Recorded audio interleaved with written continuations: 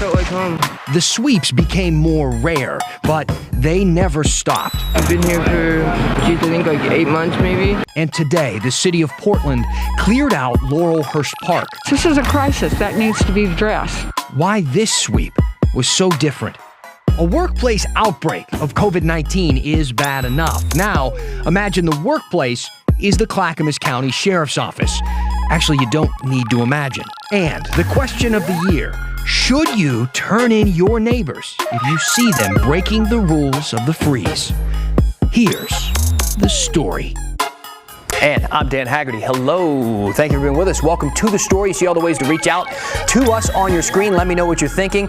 Let's talk about it. Don't forget to use that hashtag #HeyDan. So starting tonight, I got to say, this is a little awkward, just a little bit. Look, there's some rules in this TV news thing. If you tease something, there better be a payoff. So if I say, we'll explain after the break, well, you better believe I'm going to explain after the break. Or if I say, coming up at 6, I'll shave my head or whatever, you better believe that this beautiful head of hair is going to be gone by 6 p.m. sharp. Now, look, those are just examples. Don't get too excited. This is a wig. But seriously, all those stories we just kind of told you about in the open, we're going to get around to them in just a moment, I promise. But for now, I want to talk about something that I teased yesterday. She was just too busy to talk today, and then I needed to schedule an interview on her website. If you're curious, it's tootysmith.com. He said she agreed to talk to us tomorrow on Zoom. So that's what we're planning on doing. So stay tuned for that. Yeah, about that. I'm just going to say it. I'm going to come out and say it right now. All right, and pull the Band-Aid off. I did not interview Tootie Smith today, the soon-to-be chairwoman of the Board of County Commissioners in Clackamas County. The same Tootie Smith who plans to throw a big Thanksgiving Day bash, defying Governor Brown's 2-week freeze against big gatherings. The same Tootie Smith who went on Fox News and said the governor is treating us as, quote, second-rate slaves. Now, in my defense, okay, since nobody else is going to come to it, I did think I was going to interview her today, which is why I said that yesterday. I mean, after a few of our emails went unanswered this week, I actually drove to her house and I met her husband while she was inside, apparently still doing other interviews. And he said that she said she'd Zoom with me today. I just had to schedule it on her website. So that is exactly what I did. But she even emailed our Maggie Vespo, and Maggie asked if she'd talk to us. And Smith replied, and I'll quote, yes. So, we had not one but 2 confirmations that she would talk to us. Unfortunately, since then, it's been kind of radio silence. I haven't heard a word from Tootie Smith all day today. And, you know, I'm still holding out hope. I'm a glutton for that sort of thing. But it is a shame, I think, not for me. I'm fine. I'm a little hurt. But I'll get over it. It's kind of a shame for you, for the viewers, because the viewers, everybody at home deserves answers. You deserve to hear from our leaders and for them to be held accountable for their actions and their words. And just to be totally clear, maybe Tootie's watching, probably not. If she is, this isn't some like gotcha journalism trap. I just want to have a conversation about some of the things that she's been talking about where she feels like the line between government overreach starts and where it stops, because that is a conversation we should be having. All right. I also want to ask if she's been saying over and over again that she thinks that we are so capable of making our own safe, responsible decisions without the government forcing us, then why does she continue to say that she's going to throw a Thanksgiving Day party in violation of every COVID recommendation there is? These are fair questions. I feel like they deserve answers. So unfortunately, you're just not going to get them today. But Tootie, we'll keep reaching out. Even though we didn't hear from Tootie Smith today, her future colleagues, though, on the Clackamas County Board of Commissioners did have a lot to say Tuesday during their meeting, a day after Tootie became this household name. Commissioner Ken Humberston, in particular, had some strong words for the future chairwoman. I'd just like to say that as an elected official, we have a responsibility to follow the law. There are those who think that the governor doesn't have the authority to make the decisions that she's made. Well, they're incorrect. The law is quite clear that she does, in fact, have that authority. There's also case law to that effect and federal law to that effect once an emergency is declared for a pandemic. So for an elected official to blatantly and deliberately ignore it and take defiant action as the chair-elect is doing is patently irresponsible, let alone utterly inconsiderate of the health and welfare of the citizens of this county. Now, if you need more proof of how serious all this is in Clackamas County, just look at the sheriff's office, because as we speak, they are dealing with a COVID outbreak. Kyla Boshi found out 7 deputies have already tested positive. At least 22 cases of coronavirus have been linked to the Clackamas County Sheriff's Office, including several new cases in just the past week. State health officials started investigating the outbreak November 2nd. An agency spokesperson explained at least 7 deputies have tested positive for COVID-19. Other confirmed cases linked to the sheriff's office were people they had contact with, all known to them, such as family, acquaintances, etc. The sheriff's office said the deputies started showing symptoms around the same time and most likely contracted the virus outside of work. Contact tracing has revealed only one of those cases are believed to have been contracted while working, wrote Sergeant Marcus Mendoza in an email to KGW. Other law enforcement agencies have also experienced outbreaks. The Oregon Department of Corrections reports 353 confirmed COVID-19 cases among staff at prisons across the state. And in late October, Beaverton Police had 8 staff members test positive. Nationwide, the pandemic has been particularly challenging for law enforcement agencies whose officers come in direct contact with people to do their work.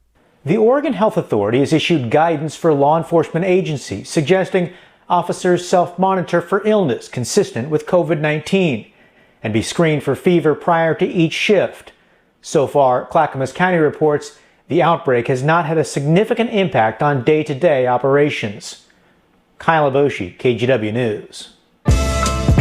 All right, let's get into the big story tonight, and it's a big issue. In fact, it's the #1 issue in all of Portland, the homeless crisis. Now, it's tough for anybody to miss the camps we've seen popping up around the city and how big they've been getting. But today, the city honed in on one of them in particular and cleared it out. Now, of course, Portland has cleared many camps before, and they've done that for years. But this one has become unusually public. I mean, journalists were swarming the place. Street Roots, the newspaper, was live tweeting this event. Even the mayor sent out a press release specifically about it.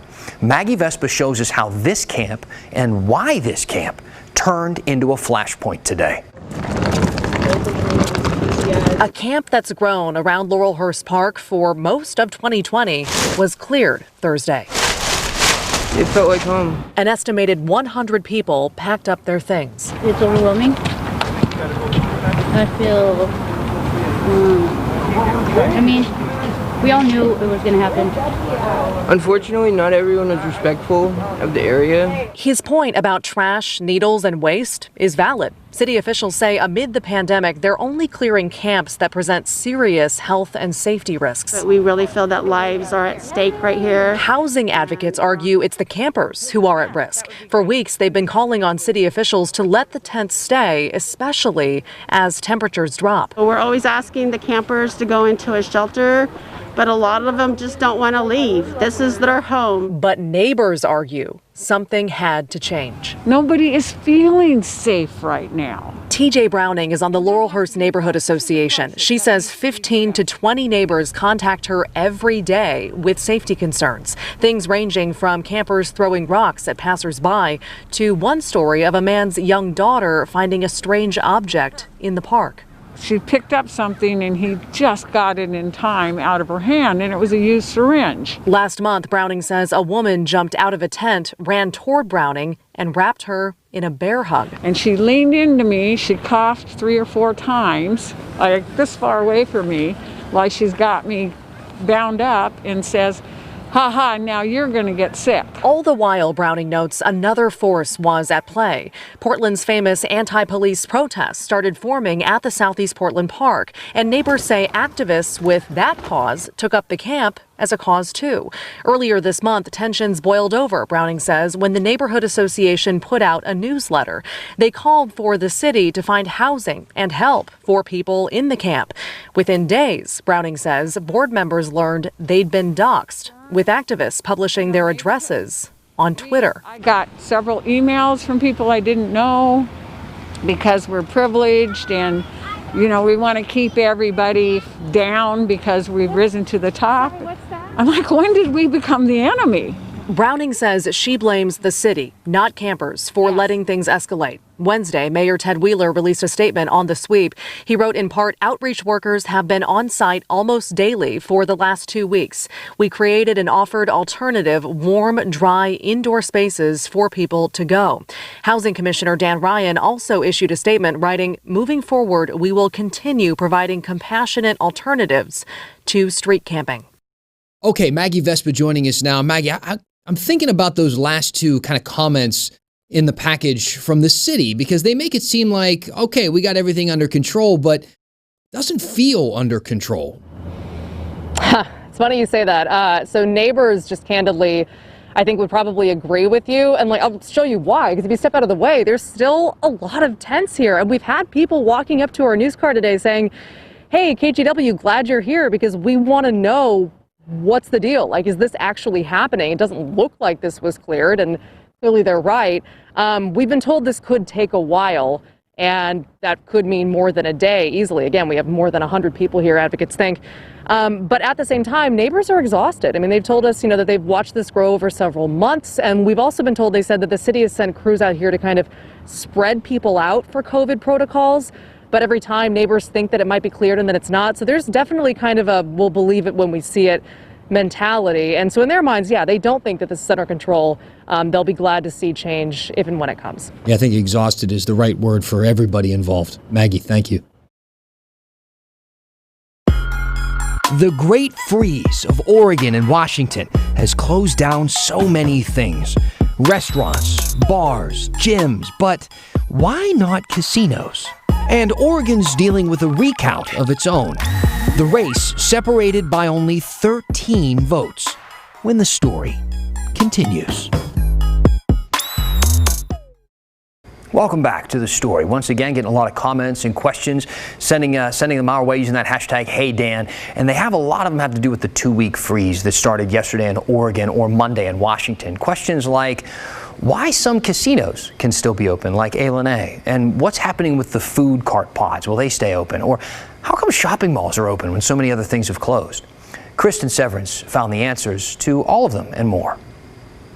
Okay, our first viewer question tonight, and it's one we've gotten several times. Why are Oregon casinos allowed to be open with their restaurants and bars open? Well, the Oregon Health Authority told us that Native American tribes in Oregon do not have to follow the governor's orders. Tribal-owned establishments like casinos are allowed to stay open. Next question, will outdoor dining still be available at food cart pods? The answer here is no. So no outdoor dining according to the freeze rules. You can still get your food to go, of course, from the pods. Next question, are dentist offices, still allowed to be open during the statewide freeze? And that answer is yes. The freeze will not impact any dental facilities. Next question, can you visit state and community parks under the freeze? Again, that answer is yes, but you must wear a mask, stay 6 feet away from each other, and groups cannot be more than 6. Why aren't shopping malls included in the 2-week pause? Well, the governor's spokesperson told us that shopping malls differ from restaurants in terms of the ebb and flow of customer traffic and the ability to keep face coverings on for the entire duration of the shopping trip. What are the consequences of not following Governor Brown's 6-person gathering rule? Well, you could, keyword could, be cited by law enforcement for not following the rules of the statewide freeze, which could, again, this is could, not definitely, mean up to 30 days in jail or a $1,200 fine or both. And then our last question, are face masks required anywhere outside? Yes, under the rules they are. And according to the governor's mandate, the only places you are not required to wear a mask, and we put this on the screen for you, at your own residence, in your car, if you're under 5 years old, if you're eating or drinking. You don't have to wear a mask if you're engaged in an activity that does not facilitate wearing a mask, like of course taking a shower, sleeping in a private individual workspace, or if you need to remove your mask briefly to, have your identity confirmed. Hope that answers your question. We know you have so many of them. Keep them coming. Just use the hashtag #HeyDan. I can take my mask off in the shower now. That's good. So I will say the first time Governor Brown laid down some COVID restrictions, she took the approach that it was going to be less enforcement and more about education based. So not really punishment focused. Basically, SWAT teams weren't going to be storming to your house if you had a bunch of people over. Now, somebody might instead just knock on your door and kind of explain the risk. But it was really kind of down to the honor system, at least when it came to what you were doing in your own home. But this time around, Governor Brown's tune is a little bit different. As you heard Kristen kind of mention in her piece there, that punishment is on the table, potentially serious punishment, a civil fine of up to $500 if someone breaks the freeze rules, or criminal charges up to $1,250 in fines, or even 30 days in jail. But again, how strongly will these rules be enforced? Well, it's tough to say. For what it's worth, earlier this week, Governor Brown said, quote, "I expect local law enforcement to continue to use an education-first approach, but Oregonians need to understand that these rules are enforceable under law." And then she said, "We need all Oregonians to use common sense, make smart choices, and take seriously their individual responsibilities during a public health emergency." So I guess similar tune as last time, but with a lot more focus on the potential consequences. But there are a lot of misunderstandings surrounding these rules, and we got an email from a viewer named Larry. Let's read his. He says, "I have been told that Governor Brown actually said people should report their neighbors if they think there are too many people in their home." Larry, I'm glad you wrote in, because I think it's important to clarify here that no, Governor Brown has never said that, at least not to my knowledge, and we look. So as far as I know, Governor Brown and nobody else kind of in state government has said that either. If you know otherwise, please, by all means, email me some proof. I'll admit that I'm wrong, but no, Governor Brown hasn't said that, and in my opinion, I don't think that you should be turning your neighbors over to the cops. But if my opinion doesn't hold much credit for you, don't take it from me. Take it from the Albany Police Department.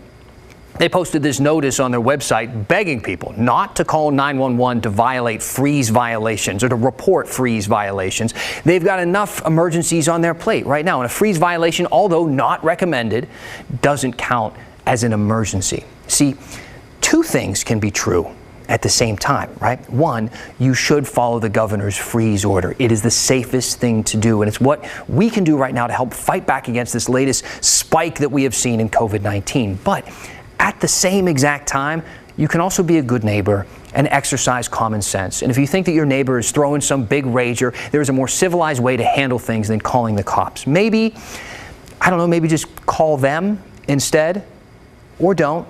You could just give dirty looks for the rest of your life too. That seems to work. Or instead of calling either of those people, just call a restaurant and order some dinner, because they need some help right now. A lot of places are doing anything and everything they can do to adapt to this new freeze and stay open. Catherine Cook found a pretty interesting one. In the throes of a pandemic, there are plenty of reasons to feel anxious, scared, and maybe a little confused. On North Williams Avenue, we found one reason to dance. We are doing a drag-through. For John Poteet, high energy performance, yep. That reason is survival. Since we got shut down by the governor last Friday, I figured I needed to come up with a new plan. Poteet owns Shine Distillery and Grill. Oregon's COVID-19 freeze means for at least the next month, they won't be allowed to serve customers in or outside the restaurant. Takeout, they can do. So I'm really happy to have Olivia Carmichael out here today and Lulu Luscious showing up later. John just took it up a notch. And if I'm going to build a drive-thru and I can't really do food fast, I may as well give a dinner and a show, get some entertainment in there while people are waiting for the delicious food to come out of the smoker or come out of the kitchen. I'm a big drag fan. The first drag-through show was a hit. I would keep circling the block and ordering french fries and bottles of alcohol all night if I could, but... It's also a way for John to support the performing arts community. I, Olivia Carmichael, will be entertaining you. Something that's important to him. They are struggling as much as, if not more than, the restaurant industry. Shine had only been open for 6 months before the pandemic hit last spring. John's first pivot was to use his distillery to make hand sanitizer. And that really bailed us out through the first round. So I've got this new dance I call the pandemic pivot, and here we go. And if you have to dance, you might as well own it. If I've got people lined up in the drive-thru, we're going to keep doing it. Catherine Cook. There is no stopping at this point in time. We're committed. KGW News. Hey, let's talk politics for a minute. I know the recount on everybody's mind is the one that just happened today in Georgia. The AP officially calling the state for Biden today after they did a hand count of all of the votes. But instead, I want to talk about the recount in Gresham. And we're talking about the Gresham mayoral race because right now, Travis Stovall on the left side of your screen is leading Eddie Morales by a baker's dozen. Just 13 votes separating these two people for mayor. You really can't get much closer than that. I mean, there are 12 ways to get closer than that, but you get my point. So it's headed for a recount. That's happening automatically because the race is in within 0.2 of a percentage point. So neither candidate had to request it, and that means they don't have to pay for it either. So here is what is going to happen. First, we have to wait for the results to be certified, which happens next Monday. So they're still technically unofficial right now. Then in 2 weeks, Multnomah County will manually hand count all of the ballots, which sounds really fun, instead of running them through machines like they do on election night. Of course, we will let you know what happens. Now, earlier this week, we shared a man's story of surviving COVID with his family. Then he shared another message with us. So we're going to share his message tonight and some of yours after the break when we finish the story. All right, let's get to some comments, but first I want to start with one I think is really special. See, on Monday we shared this man's story. His name is Juan Villegas. Now, back in June, he, his wife, and 3 of his 4 kids were infected with the coronavirus. 37-year-old Juan was in the hospital for more than a week. Now, the whole point of sharing his story was to kind of put a human face on the big, scary numbers that we have been seeing and the number of cases and deaths that seem to be climbing exponentially right now. Because no matter how big those numbers get, nothing really drives home the gravity of our situation than when you meet someone who is going through it or has gone through it. That's why it's so important for me to get this story out and understand that we have to be vigilant every single second with this thing. If it finds a way, it'll get in you and it'll cause some havoc. It shouldn't be politicized. It should be what's the good for us as people, as humans, and empathize. Now, apparently Juan saw our story, and he has messaged us rather that he wanted to share it with you get what I'm saying? He wanted us to share it with you. He says he still wears a mask, he still practices social distancing, and he's planning a family-owned Thanksgiving because the risk is still there. And he leaves us with our quote of the day tonight. He says, "It's not a hoax, it's not a joke. Take it seriously." I want to thank Juan for writing in. Glad you and your family are doing well, and we hope you have a very safe and happy Thanksgiving. One question that came in tonight, this came in from, I don't see the name, Barbara McKnight. She said, "I'm interested to know how many homeless people have been taking in at Wapato. I haven't seen or heard anything about it since they announced that they were going to be opening, I believe on October 1st. Well, for one, they're calling it the Bybee Lakes Hope Center now instead of Wapato, so we can start saying that. And they're dealing with the same problems that any shelter is dealing with right now because they want to bring people in to help people, but they also need to keep them safely distanced from each other. And of course, Wapato, or the Bybee Lakes Hope Center, is kind of just opening back up. So at this point, in order to accomplish all of those things, they only have about 20 people inside. And as you can tell from Maggie's story, on just one kind of camped out area in one part of our big city, it's going to take a whole lot more than housing 20 people. So we'll continue to cover this story of homelessness in our city and how we can help people who are on our streets during this time of COVID. Thanks for being with us tonight. That's the story. I'm Dan Haggerty. See you back here tomorrow.